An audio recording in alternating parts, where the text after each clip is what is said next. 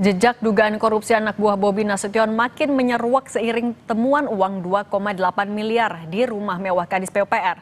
Lalu seberapa penting keterangan Bobi Nasution untuk membuat terang benderang kasus? Kami akan bahas bersama peneliti Pukat UGM Zainur Rohman. Mas Zainur, selamat petang. Selamat petang, Mbak Cindy. Mas Zainur, kan pertanyaan berulang-ulang dan Bobi Nasution juga sudah menyatakan siap kalau dipanggil KPK. Tapi apa yang masih ditunggu KPK untuk memeriksa seorang Bobi Nasution?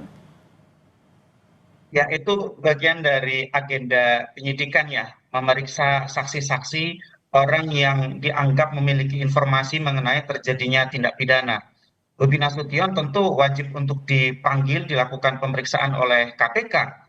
Setidak-tidaknya KPK akan mendapatkan informasi bagaimana rencana proyek itu disusun oleh Pemprov Sumatera Utara, kemudian harus ditanyakan mengapa pada tanggal 24 April 2025 Bobi Nasution selaku Gubernur Sumatera Utara ikut off-road dengan penyedia barang dan jasa yaitu KIR, sehingga kemudian akhirnya di dalam proyek itu yang sebenarnya belum jadi gitu ya, belum jadi proyek, baru persiapan proyek, akhirnya dijual oleh Topan, anak buah Bobi, kepada KIR.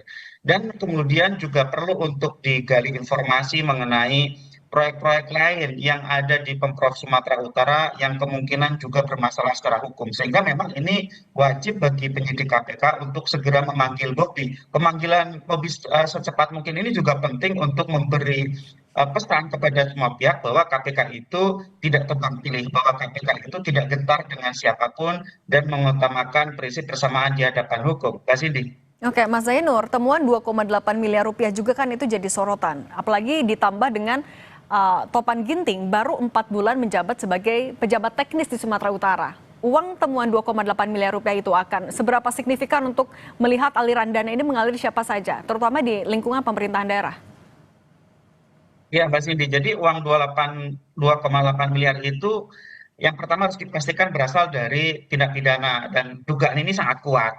Masa ada orang simpan uang tunai 2,8 miliar di rumah tidak di rekening misalnya. Nah, uang itu bisa jadi hasil dari kejahatan di lingkup Pemprov Sumatera Utara, bisa jadi juga dari kasus-kasus terdahulu di mana Topan menjabat, yaitu di Pemkot Medan gitu ya. Karena kan Topan ini anak emasnya Bobi ya, karirnya melesat bak roket dari Pemkot Medan ya, dari level camat naik menjadi kepala dinas sumber daya air, kemudian menjadi PLT Sekda, kemudian bisa menjadi Kadis PUPR.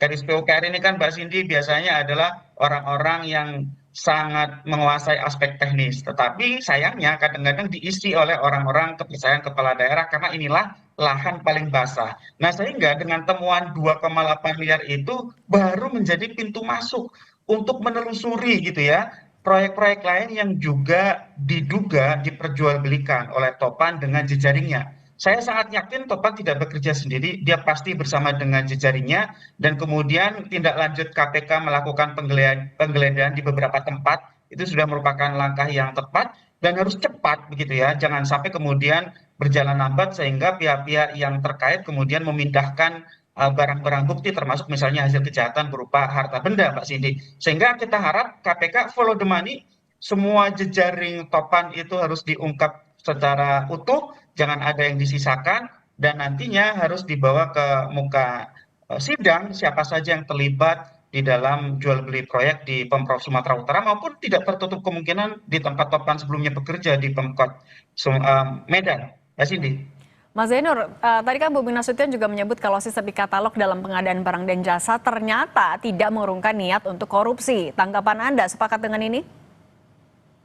Ya, terbukti di tempat Bobi sendiri ya, yaitu di Pemprov Sumatera Utara begitu ya. Kenapa? Karena kan kembali lagi itu semua pada akhirnya akan dipilih oleh manusia. Ketika manusianya tidak diawasi dengan baik, tidak ada akuntabilitas dan punya keinginan untuk mengumpulkan pundi-pundi uang, ya itu semua akan terjadi. Tetapi setidak-tidaknya e-katalog itu merekam semua traffic di dalam pengadaan barang dan jasa, terekam secara digital siapa melakukan tindakan apa dan perubahan apa di dalam sistem sehingga kemudian nanti dari sisi penyidik akan lebih mudah untuk melakukan digital forensik dan itu menjadi informasi yang berharga untuk mengungkap ya keterlibatan pihak-pihak lain. Tentu kan ini yang sementara ditetapkan sebagai tersangka selain Topan adalah anak buah Topan sebagai PTK.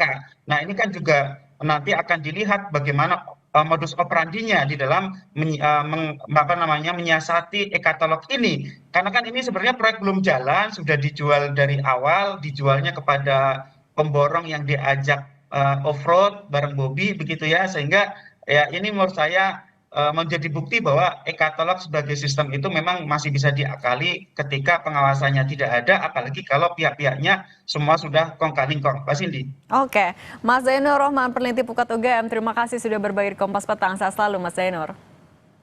Ya, selalu Mbak.